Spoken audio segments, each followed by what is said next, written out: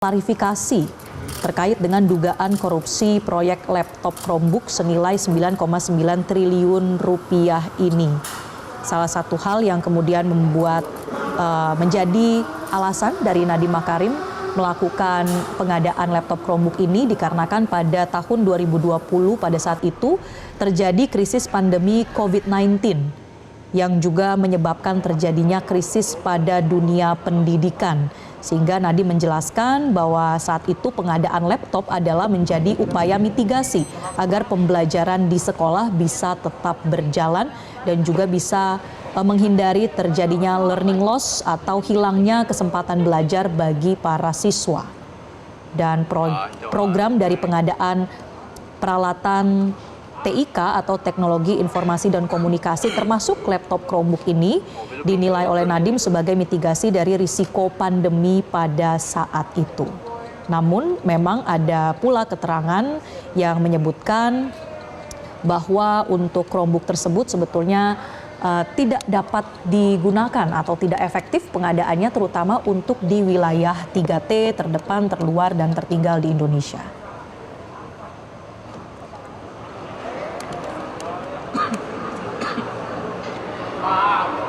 Dan sebelumnya pemirsa, pihak Kejaksaan Agung juga sudah membeberkan fakta-fakta terkait dengan kasus korupsi pengadaan laptop Chromebook, di mana permulaan kasus bahkan dimulai sejak Nadiem Makarim belum menjabat menjadi Mendikbudristek.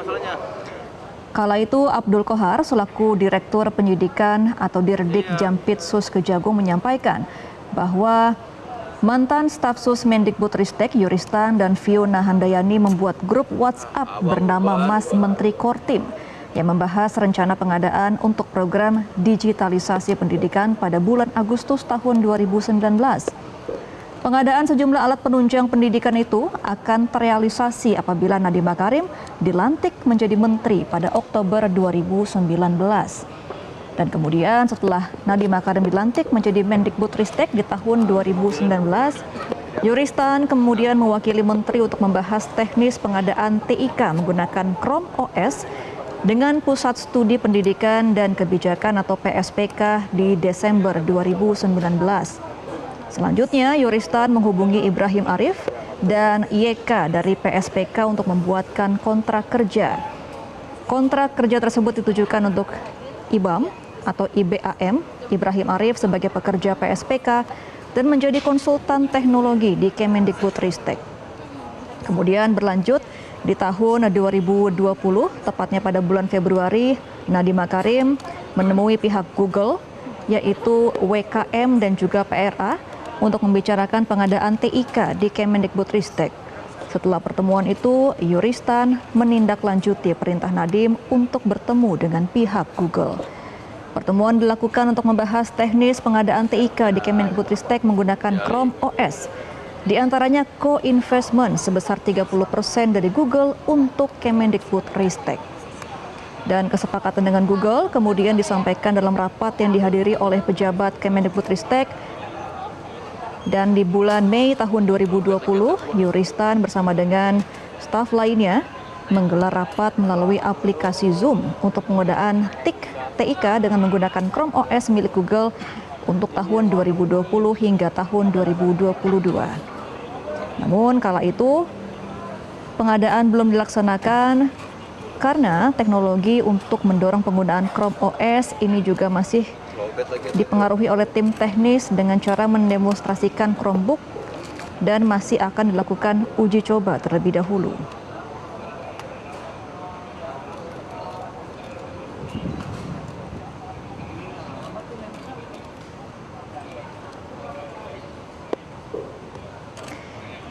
Dan pemirsa, perkara ini juga memiliki kerugian negara sebesar 1,8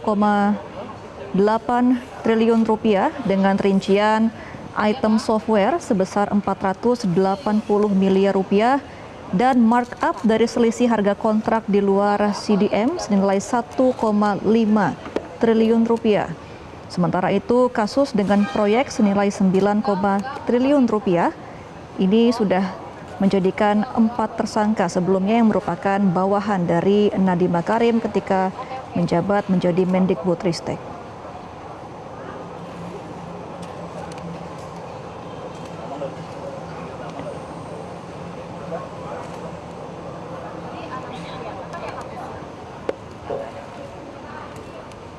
Ya pemirsa, bagi Anda yang baru bergabung bersama dengan kami, Anda menyaksikan Breaking News Metro TV. Pada sore hari ini Kejaksaan Agung Republik Indonesia telah menetapkan Nadiem Anwar Makarim, Mendikbudristek periode 2019-2024 sebagai tersangka kasus pengadaan laptop Chromebook yang tengah disidik oleh pihak Kejaksaan Agung. Pada hari ini, sebelumnya Nadiem Makarim dipanggil oleh penyidik untuk dimintai keterangan sebagai saksi. Nadiem dijadwalkan sebelumnya hadir pada pukul 9 waktu Indonesia Barat.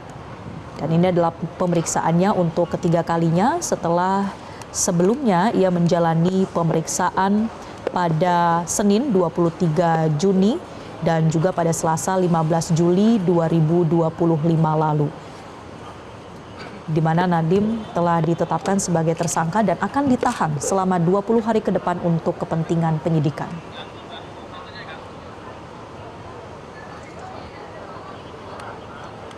Pemirsa, kami tayangkan kembali pernyataan dari Kejaksaan Agung terkait penetapan Nadiem Makarim sebagai tersangka berikut ini. Ketiga, Peraturan LKPP Nomor 7 Tahun 2018 sebagaimana telah diubah dengan Peraturan LKPP Nomor 11 Tahun 2021 tentang pedoman perencanaan pengadaan barang jasa pemerintah. Kerugian keuangan negara yang timbul dari kegiatan pengadaan TIK diperkirakan senilai kurang lebih 1.980 miliar yang saat ini masih dalam penghitungan kerugian keuangan negara oleh BPKP. Pasal yang disangkakan, tersangka 6 disangkakan melanggar pasal 2 ayat 1 atau pasal 3 Yunto pasal 18 Undang-Undang Nomor 31 Tahun 1999 sebagaimana diubah dengan Undang-Undang Nomor 20 Tahun 2001 tentang perubahan atas Undang-Undang RI Nomor 31 Tahun 1999 tentang pemberantasan tindak pidana korupsi Yunto pasal 55 ayat 1 ke 1 KUHP. Untuk kepentingan penyidikan, tersangka NAM akan dilakukan penahanan di rutan selama 20 hari ke depan sejak hari ini tanggal 4 September 2025 bertempat di Rutan Salimba Cabang Kejaksaan Negeri Jakarta Selatan. Demikian yang dapat kami sampaikan. Saya akhiri, wassalamualaikum warahmatullahi wabarakatuh. Salam, Om Santi, Santi, Santi Om. Demikian rekan-rekan, saya rasa sudah cukup lugas dan komprehensif apa yang disampaikan. Jelajahi cara baru mendapatkan informasi. Download Metro TV Extend sekarang.